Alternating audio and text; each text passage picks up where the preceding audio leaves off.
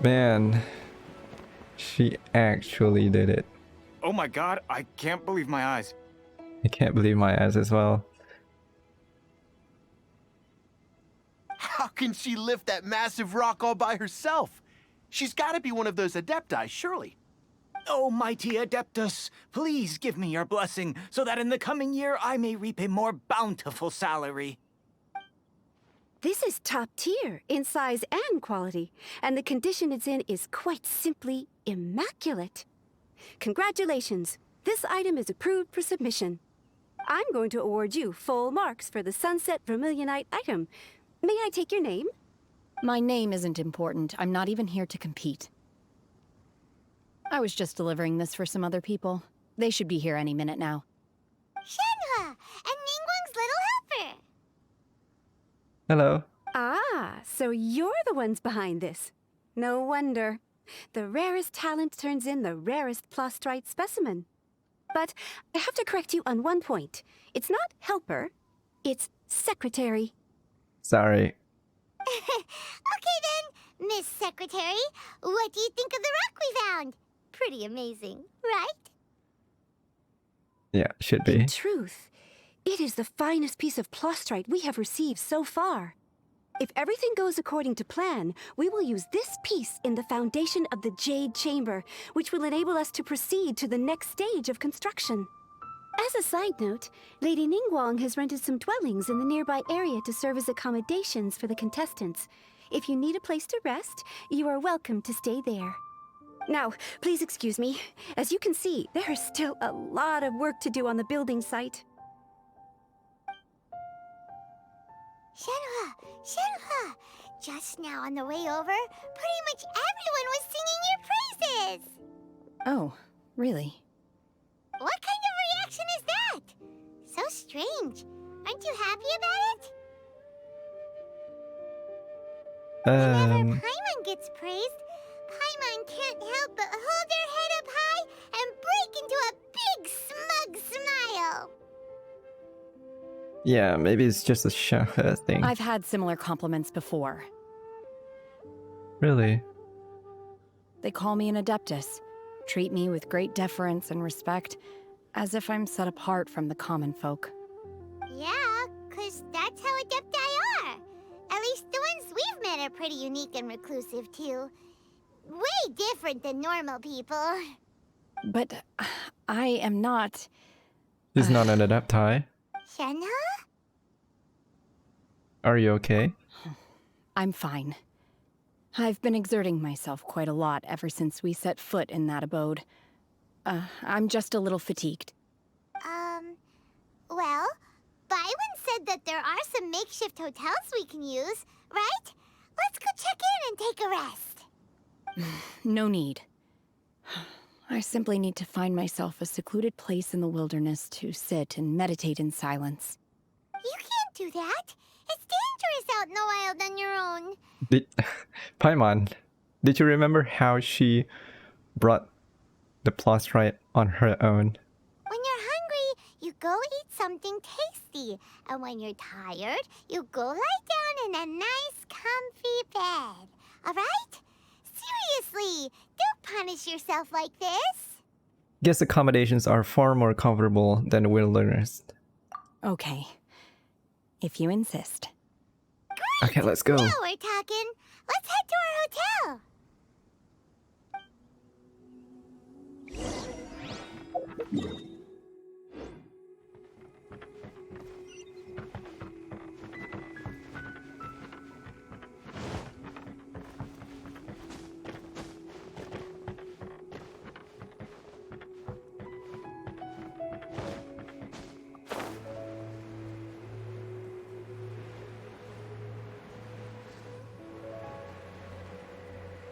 This is more like a resort.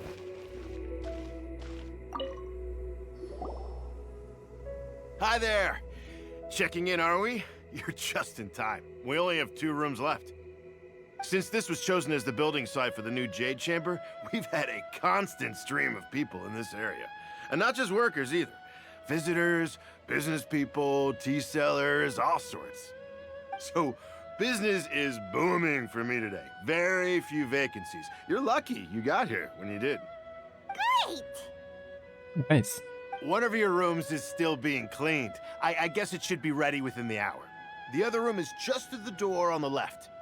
Here are your keys. All right. Hope you enjoy your stay. Please excuse me, I'll leave you to it. Shenhe, you should go get some rest. We'll hang around outside until the other room's ready.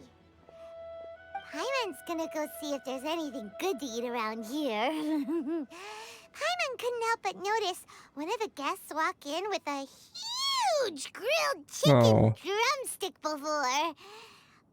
Let's buy one for Shenhe too. She can have it as a midnight snack. Or save it for breakfast tomorrow. All right. I will head to my room for now. If you need anything, don't hesitate to disturb me. I'm a light sleeper. I will hear if you knock on the door. Okay, have a good rest. Mm-hmm. See you tomorrow. Hey, isn't that Cloud Retainer? Hello. What's she doing here? Let's go and say hi.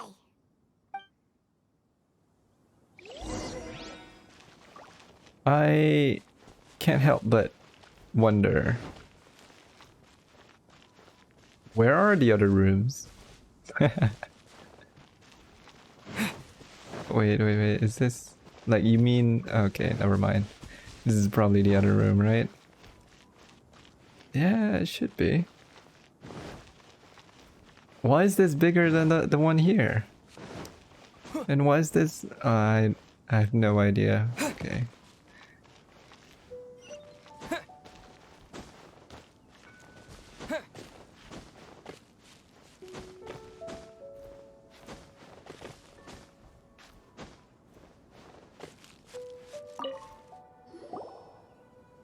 One trusts you have met Shenhe. So, are you getting along quite well? Maybe. So far, so good. Yeah. So, you know Shenhe too, Cloud Retainer? Naturally. Save for Ganyu, who spends the majority of her time in Liyue Harbor. All the Adepti living today are acquainted with Shenhe to some degree. Cool. So, what's her Adeptus name anyway? Calling her Shenhe feels kind of friendly, but also kind of disrespectful. So Paimon's thinking maybe it'd be better if we called her by her Adeptus name instead. Her Adeptus name? Why, pray tell, would Shenhe have an Adeptus name? Don't all Adepti have a special title they go by? On this latter point, you are correct. However, Shenhe is human. I thought so. Oh, right. Wait, what? I thought so. What? You knew already? So is Paimon the only one who didn't know? Yeah. Do you mean to say that she presents differently from ordinary human beings? Yeah, she kinda do. Well, to start with, her problem-solving methods are extremely direct. Ah, yes. She was like this all those years ago when one first met her. In this respect, she has not changed. One first found Shenhe by chance in a cave. One was passing by and sensed the presence of a god's remains. Being of an ever-vigilant disposition, one entered immediately to inspect the scene. Inside was Shenhe, then aged around 6 years old. In her hand, she held a dagger with which she was confronting a monster that was the god's remains incarnate. That sounds so dangerous. When one arrived, she had already been locked in confrontation with this monster for several days. Most mortal children are fragile, both physically and mentally, and are highly reliant on their parents for survival, but not so her. That she was able to endure such terrible danger was due not only to her strong willpower, but also to the bloodlust and homicidal instinct with which she was born. One dealt with the monster, yet she still refused to lower her guard. She even pointed her dagger in one's direction and remained ready to strike. Only after she was satisfied that one had no intention to cause her harm did she finally relent. She then passed out without uttering a single word. In other words, if you hadn't passed by that day, Shenhua might have... Not necessarily. Upon one's arrival, one could sense that the god's wrath was gradually receding. Even had the stalemate continued, one suspects that Shenhe may have still emerged the victor of the confrontation. That's still so dangerous, though. Why was a tiny little kid battling against the wrath of a god in the first place? Alas, the mortal world is rife with suffering of every kind. And she had experienced her fair share of this, even at a tender age. Seeing that she was homeless, one decided to adopt her.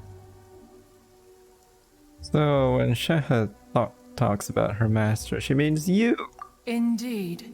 It is one Yeah, to whom everyone she have known. refers. I knew. Shenhe has an extraordinary constitution, making her well adapted to practicing the Adepti arts. All the Adepti cherished her talents, and so we were willing to train her.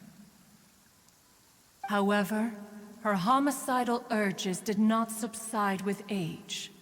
Rather, they grew stronger day by day. Mooncarver once performed a divination for her. He declared that her fate is to bear the curse of calamity. Consumed by malevolent energy, she is prone to bring harm to those around her. Such is the magnitude of the danger this poses, that her soul must be bound with red ropes to keep her homicidal instinct at bay. The red ropes have indeed served to keep her calmer and more content. They also seem to have rendered her somewhat inexpressive. Perhaps the red ropes are so powerful that they have suppressed some of her other emotions as well.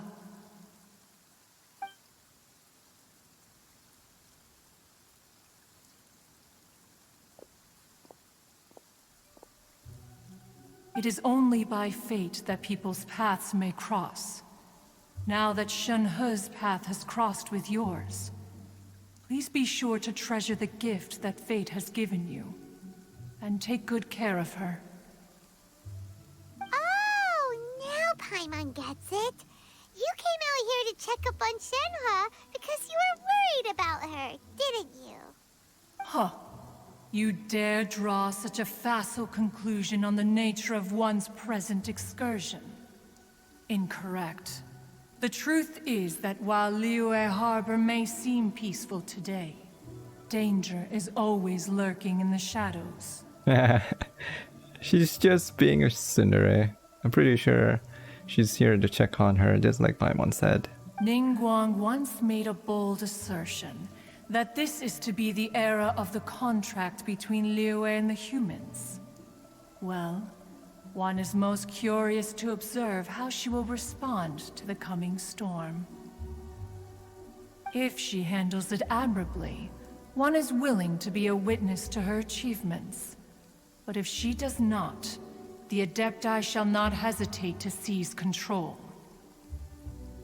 Let us conclude our conversation here for today. One has occupied enough of your time, and night is approaching. Be sure to get ample rest.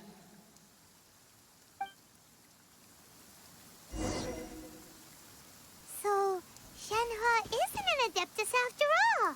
She just grew up around the Adepti. Yeah. Oh, no wonder she doesn't like being treated as an Adeptus. Having everyone falling over themselves to show their respect all the time must be kind of hard to deal with. Hey, so, Shenhe... Master has relayed my situation to you, I take it? Yep.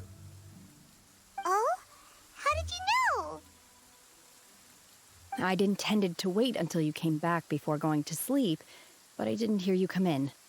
I was worried that something may have happened to you. Oh. So I went outside to check and caught sight of my master. On top of this, you have been acting very strangely around me this morning, causing me to suspect that my master must have told you everything about me. After all, Master is very talkative. Yeah, she is very talkative. Sorry, Shenhua. Paimon had you down as an adeptus this whole time, but it turns out Paimon was wrong. It's okay. I don't mind. The fault is mine for not explaining everything to you sooner, because in my experience, trying to explain is a futile pursuit. Still, though you mistook me for an adeptus, you never treated me as distant and unapproachable. Instead, you treated me as you would a friend. Yeah, why For not? this, I am very grateful indeed. To be fair, we've met our fair share of real adepti, too. Yeah, we did. Anyway, now it's settled. From now on, you're our friend. Whether you're an adeptus or a human isn't the important thing. First and foremost, we're just plain old friends. Got it. Although I don't know quite what it entails in terms of what I have to do, I must say I like the title friend very much indeed. Oh, that's really wholesome. Great! Well, now that we're all rested up, we should start searching for the other 2 items on the list. But before we do that, let's go to the building site and ask Ningguang's little helper how the progress is going. After all, Sunset Vermilionite is so rare. Paimon doubts many competitors will really be able to find any. If it turns out some of them have given up already, we'll be able to take things a little more slowly. Oh, and another thing. We bought some grilled chicken drumsticks on the way back last night. There was a place just outside. Here's one for you, Shenhua. Try it! They're so good. I concur. It has a rich flavor, far more agreeable than those I've cooked for myself in the wilderness in the past. Hey, look. It's Yunjin. It's Beidou as well. Man, this rain.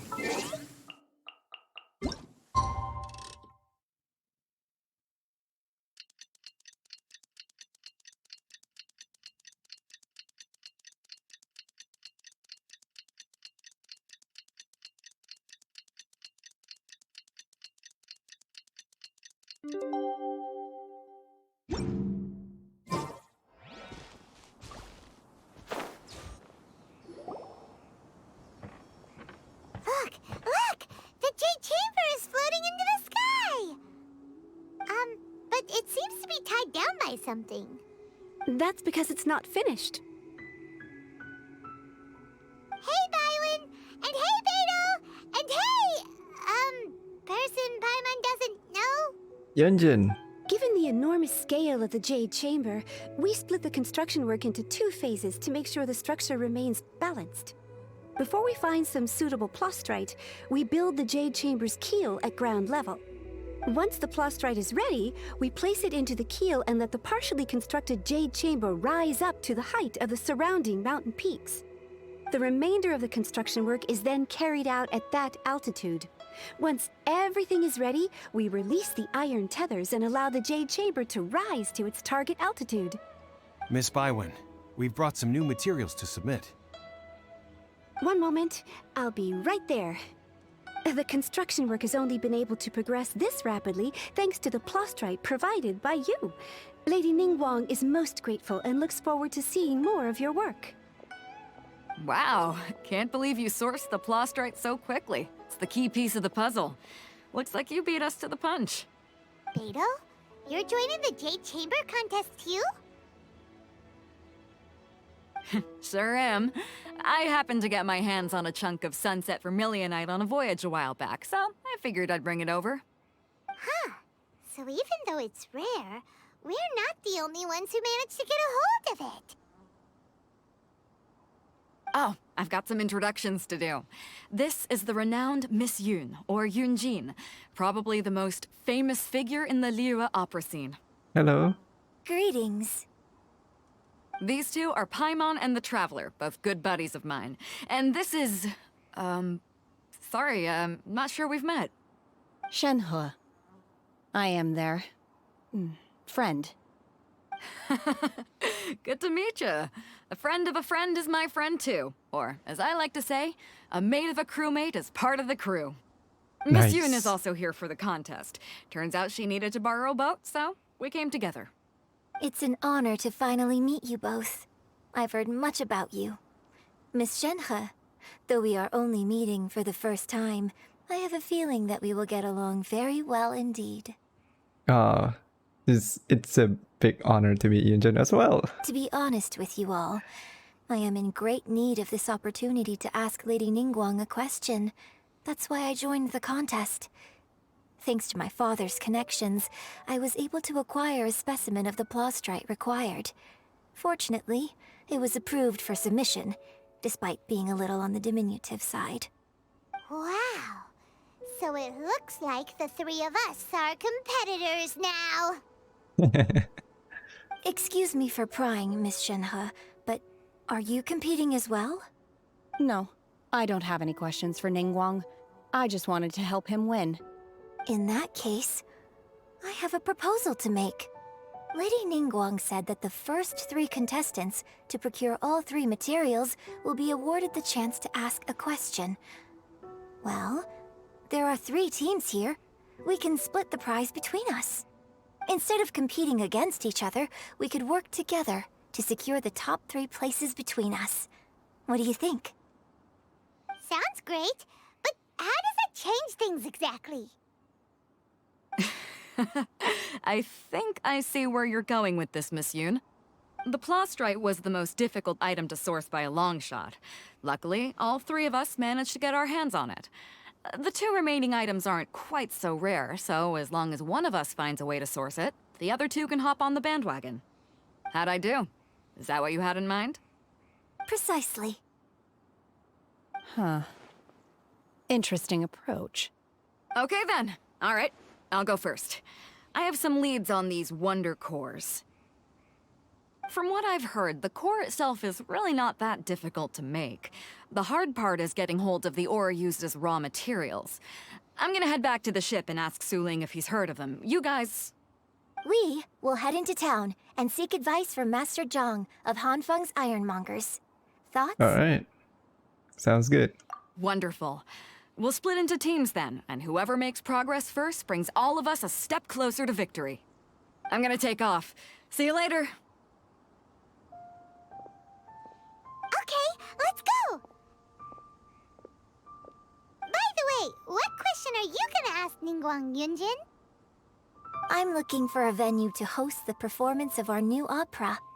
Lady Ningguang has excellent judgment, so I would like to hear her opinion.